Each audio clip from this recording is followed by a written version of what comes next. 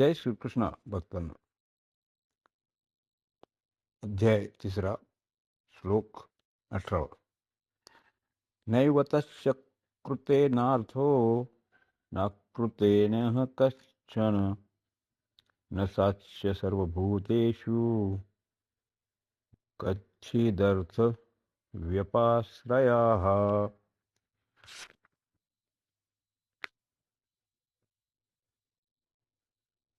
प्रत्येक मनुष्याची काही ना काही करण्याची प्रवृत्ती असते. जोपर्यंत ही करण्याची कोणत्याही सांसारिक वस्तूच्या प्राप्तीसाठी असते, तोपर्यंत त्याचे आपल्यासाठी करणे शिल्लकच राहते. आपल्यासाठी काही ना काही मिळवण्याच्या इच्छेनेच मनुष्य बंधनात पडतो. त्या इच्छेच्या निवृत्तीसाठी कर्तव्य कर्म करण्याची आवश्यकता आहे. कर्म दोन प्रकारची केली जातात: कामनापूर्तीसाठी आणि कामना निवृत्तीसाठी. साधारण मनुष्य तर कामनापूर्तीसाठी कर्म करतात, परंतु कर्मयोगी कामना निवृत्तीसाठी कर्म करतो. म्हणून कर्मयोगाने सिद्ध झालेल्या महापुरुषात ही कामवासना नसल्यामुळे त्याच्या कोणत्याही कर्तव्याशी थोडी सुद्धा संबंध राहत नाही. त्याच्यापासून निस्वार्थ भावाने संपूर्ण सृष्टीच्या हितासाठी आपोआप कर्म होतात. कर्मयोगाने सिद्ध झालेल्या महापुरुषाच्या कर्माशी स्वतःसाठी कोणताही संबंध राहत नाही. या महापुरुषाचा अनुभव असतो की पदार्थ, शरीर, इंद्रिय, अंतःकरण इत्यादी केवळ संसाराचे आहेत आणि संसारापासून मिळालेले आहेत, व्यक्तिगत नाहीत.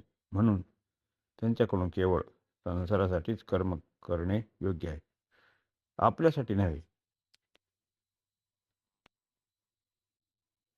करणे हे आहे की संसाराच्या सहायतेशिवाय कोणतेही कर्म केले जाऊ शकत नाही.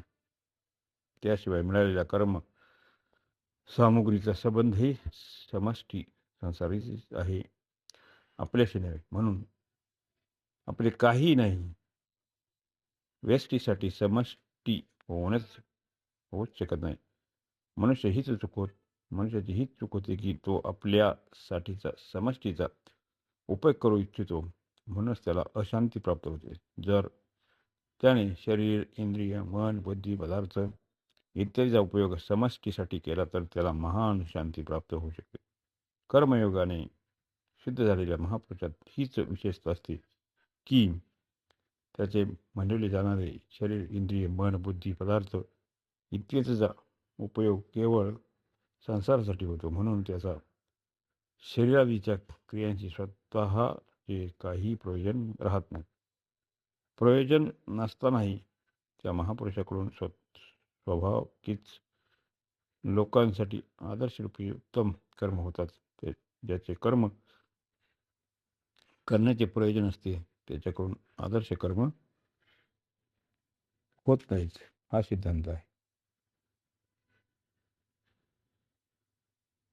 ना कृतेह कश्चन, जो मनुष्य शरीर, इंद्रिय, मन, बुद्धी इत्यादीचा आपला संबंध मानतो आणि आळस, प्रमाद इत्यादी आवड ठेवतो, तो कर्म करू इच्छित नाही. त्याचे कारण प्रयोजन, प्रमाद, आळस, आराम यापासून उत्पन्न होणाऱ्या तामस सुखाचे राहते. परंतु हा पुरुष ज्याने सात्विक सुखाची हद ओलांडली आहे, तो तामस सुखाविषयी कसा प्रवृत्त होऊ शकतो? कारण त्याचा शरीरादिशी थोडेही संबंध राहत नाही. मग आळस, आराम इत्यादीमध्ये आवड असल्याचा प्रश्नच उद्भवत नाही. अशा प्रकारे 18 श्लोक येथे संपतो. जय श्रीकृष्ण.